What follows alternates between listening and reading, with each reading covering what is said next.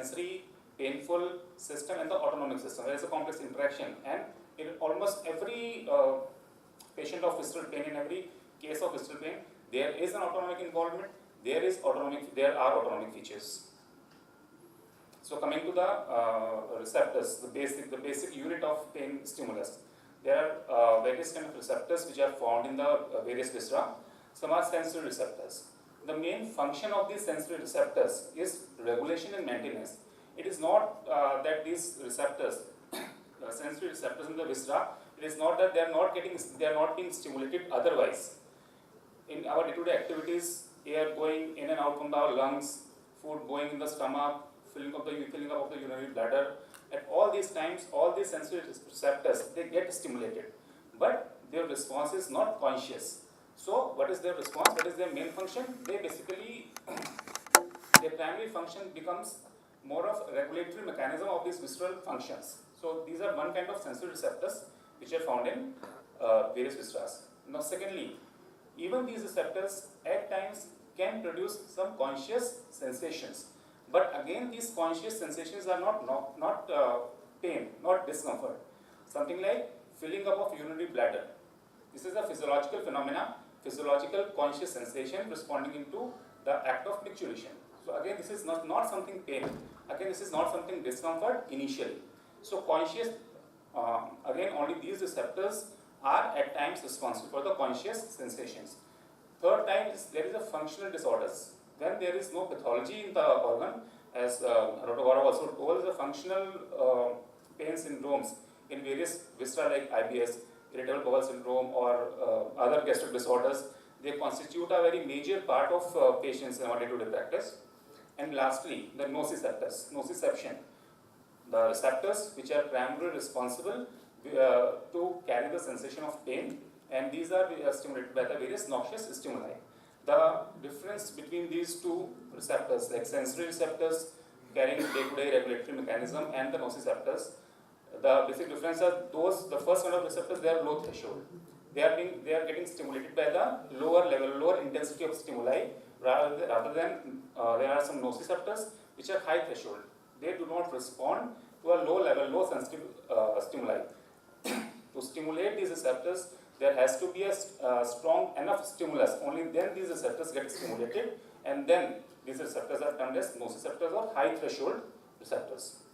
So out of these receptors, there are various kind of receptors which are found, nociceptors, which are found in the viscera. As I told, that visceral pain sensation, visceral pain receptors, they primarily respond to mechanical sensation like distension, like stretching. So primarily these first kind of receptors, first kind of nociceptors, they are called as mechanical nociceptors, which respond to distension, which respond to pressure, stretching. Now there are some other two kinds of receptors, chemical and thermal receptors, which are found in various viscera, and they primarily respond to the local change in the chemical environment, like in cases of inflammation, like in cases of ischemia. So mechanical receptors, chemical receptors, thermal receptors. And the fourth kind of receptors are polymodal receptors. Again, these polymodal receptors, either they can sense or react against chemical, thermal, or mechanical stimulus. Now there is another category of receptors, fourth kind of receptors, which are very specific for viscerals. We call them silent receptors. I think we will be talking about, I will be talking about in the next few slides. Okay, let's talk about these receptors first of all. There are some special kind of receptors, we call them silent receptors. As the name suggests, usually they remain dormant. They do not respond to a normal low threshold, low sensitive stimulus. And as the researchers have told us that these silent receptors, silent nociceptors, they respond when there is a strong enough stimulus which is potentially dangerous to that particular viscera. Only then these receptors become responsive. So we call this phenomena as a recruitment of silent nociceptors, or awakening phenomena. And based on the stimulus, then they start responding, carrying the pain sensation. So these are the various receptors which are responsible for initial first step of pain sensation. Now coming to the next thing, innervation of viscera. How the pain sensation carries from viscera to the spinal cord to the brain, which is the ultimate perceptor of pain, an ultimate organ which responds in reaction to any pain sensation. All the viscera, they have a very unique quality of having dual innervation, and it is, as early it was told, that anatomically the pain, the sensory nerves of various visceral organs, of various viscera, they carry through the sympathetic system. They carry through sympathetic or parasympathetic nerve fibers. These two nerve fibers, they go along hand in hand up to the spinal cord and then further.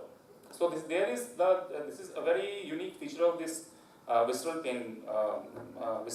pain system. Almost all the organs, they are innervated with sympathetic as well as parasympathetic system.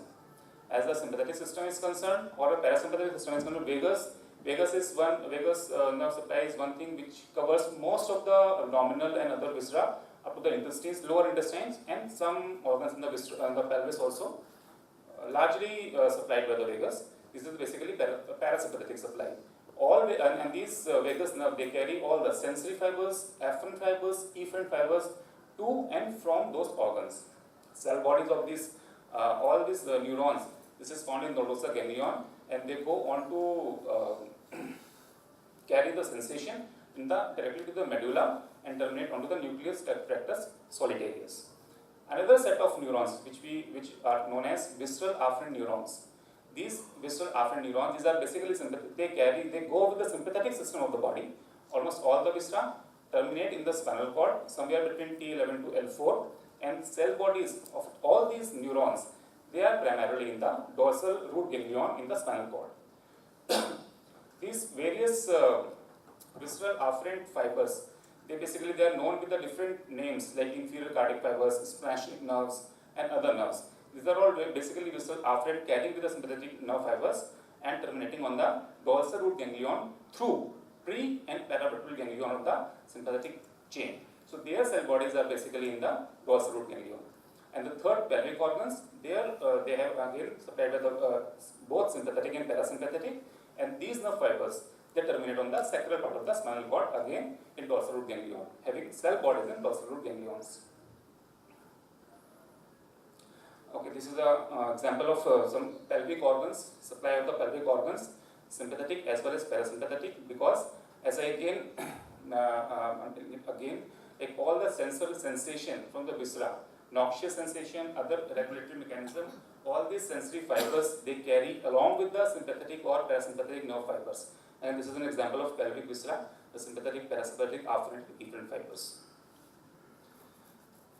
Secondly,